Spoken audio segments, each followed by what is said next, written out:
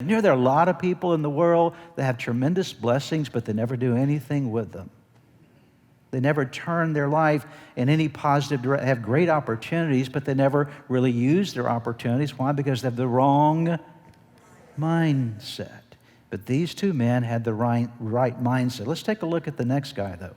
But the man who had received one bag went off, dug a hole in the ground, and did what? Everybody say wrong mindset.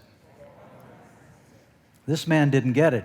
He took what was given to him, and instead of being able to invest, he was afraid, as we'll see in just a moment, and he hid. See, that whole idea of hiding represents the fear that was in this man's life. It's very vital to understand this. Take a look now at the next verse, and verses in chapter 25, verses 24 and 25. Then the man who received one bag of gold, this is when the master finally comes back. Master, he said, I knew, notice that I knew, I'm going to come back to that in just a moment. I knew that you are a hard man, harvesting where you've not sown and gathering where you've not scattered seed. So I was, everybody say wrong mindset. And I went out and hid your gold in the ground. See, here's what belongs to you. Here's the thing that I want you to see. The master was the same master for all three men, correct? True? Not a different master.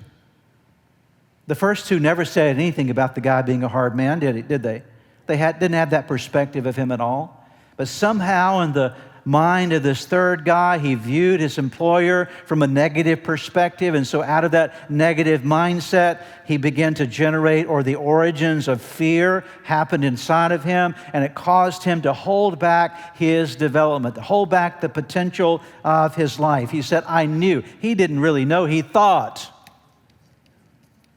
He didn't know that for a fact. The other two guys were blessed by the master. He was evidently a good guy, because when he comes back, he praises them for what they'd done and gives them a reward for what they'd done. So this third man had a thought. He had a perspective. He had a mindset of limitations, a mindset of risk aversion, a mindset of fear in his life, and it rendered him really useless to the master and non-productive in his life. Every one of us have predominant mindsets. Can I ask you, what is the predominant mindset of your life? Are you more like the first two men, or are you more like the third man?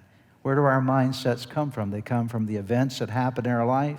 They come from the experiences that we go through in life. They come from the exposures that we have to certain things in life. They come from our educational background and experiences that we've had there. It comes from the people around us. It comes from the stuff that you watch on television and that you look at on the internet. It comes from all of these sources. I'll tell you somewhere else it comes from. It comes from the devil himself, because the devil wants to build a mindset in you that will destroy and hinder your life from being everything that it needs to be. The Bible is very clear. Jesus himself said the thief comes to steal and to kill and destroy.